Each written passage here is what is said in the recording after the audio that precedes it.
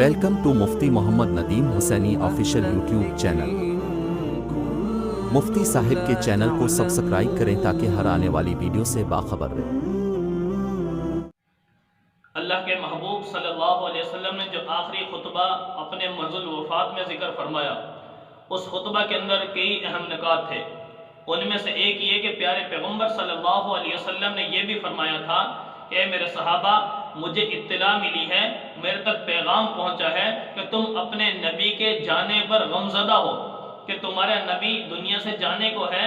آخری ایام گزار رہا ہے، تم غمزدہ اور پریشان ہو۔ تو فرمایا تم پریشان نہ ہو، تمہارا اور میرا ملنا حوض کوثر پر ہوگا، یہ میرا تم سے وعدہ ہے۔ تو پیارے پیغمبر صلی اللہ علیہ وسلم نے ساتھ میں فرمایا کہ میرے صحابہ،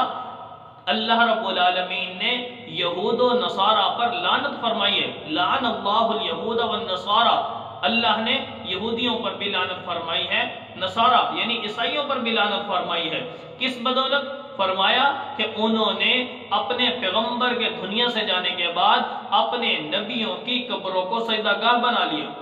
تو گویا فرمایا کہ تم میرے ساتھ یہ نہ کرنا، میرے دنیا سے جانے کے بعد میری قبر کو سجدہ گاہ نہ بنانا۔ تو میرے بھائی دوستو، جب پیارے پیغمبر صلی اللہ علیہ وسلم نے اپنی قبر کو سجدہ گاہ بنانے سے منع کر دیا، تو مجھے بتاؤ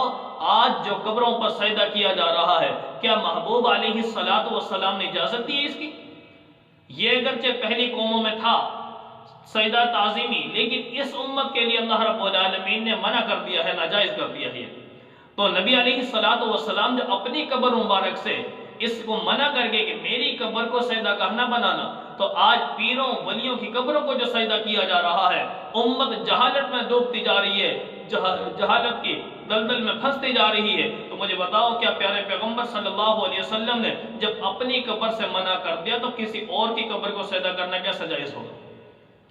اسی اسنا میں پیارے پیغمبر صلی اللہ علیہ وسلم کو یہ اطلاع ملی کہ اسود عنسی، طلیحہ اسدی اور مسلمہ کذاب، ان حضرات کے انہوں نے نبوت کا دعویٰ کر دیا تھا۔ پیارے پیغمبر صلی اللہ علیہ وسلم نے ان کا دنیا سے ان کو جہنم واصل کرنے کے لیے لشکر اسامہ کو بھیجا کہ اسود عنسی، طلیحہ اسدی اور مدعیان نبوت جتنے بھی کھڑے ہوئے، پیارے پیغمبر صلی اللہ علیہ وسلم نے ان کی سرکوبی کے لیے صحابہ کو تعلیم فرما دی اور لشکر اسامہ کو تیار فرمایا، اور فرمایا کہ یہ اسامہ کا جو لشکر ہے، اس لشکر پر اس کو جلدی روانہ کرنا، آخری ایام چل رہے تھے۔ تو بہرحال پیارے پیغمبر صلی اللہ علیہ وسلم نے جب اپنے صحابی حضرت اسامہ رضی اللہ تعالیٰ عنہ کو اس لشکر کا سربراہ بنا دیا، خلیفہ جو سپہ سالار بنا دیا، اس سے پہلے ساتھ ہی فرما دیا کہ اس پر منافقین اعتراض کریں گے کہ بوڑھوں کے ہوتے ہوئے، بڑے سپہ سالار کے ہوتے ہوئے ایک نوجوان 18-20 سال کا نوجوان، اس کو ان کے اوپر امیر بنایا جا رہا ہے، اعتراض کیا جائے گا۔ پیارے پیغمبر نے فرمایا، قسم کھا کر فرمایا تھا، ان کے والد زید رضی اللہ تعالیٰ عنہ کے اوپر بھی منافقین نے اعتراض کیا تھا، اور فرمایا کہ اللہ کی قسم اسامہ کا والد بھی سپہ سالار ہونے کا اہل تھا اور اسامہ بھی سپہ سالار بننے کا اہل ہے، ان کے اعتراضات کی پرواہ نہ کیجیے، بلکہ اسی کی امارت میں تم نے اس لشکر کو روانہ کرنا ہے۔ تو بہرحال نبی اکرم صلی اللہ علیہ وسلم کا ایام مرض چل رہے تھے، انہی ایام میں لشکر اسامہ کو روانہ کر دیا گیا۔ صحابہ رضوان اللہ علیہم اجمعین نے دیکھا کہ پیارے پیغمبر صلی اللہ علیہ وسلم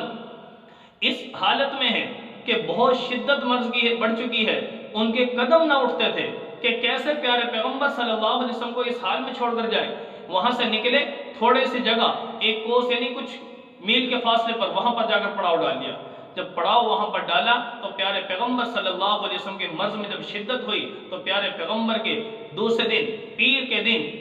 پیارے پیغمبر صلی اللہ علیہ وسلم کی حالات معلوم کرنے کے لیے اسامہ رضی اللہ تعالیٰ عنہ یہاں پر تشریف لائے۔ تو حالات کافی شدت بڑھ چکی تھی مرض میں، لیکن جیسے ہی تھوڑا سا اس کے اندر تخفیف ہوئی تو وہاں سے چلے گئے، لیکن اسی دوران پیارے پیغمبر صلی اللہ علیہ وسلم دنیا سے رخصت ہو گئے، اور رخصتی کا وقت تقریباً زوال اور چاشت کے درمیان تھا۔ پیارے پیغمبر اس دار فانی سے چلے گئے، پھر صحابہ کے اوپر کیا منظر طاری ہو وہ صحابہ ہی جانتے ہیں۔ كانوا قليلا من الليل ما يهجعون وبالأسحار هم يستغفرون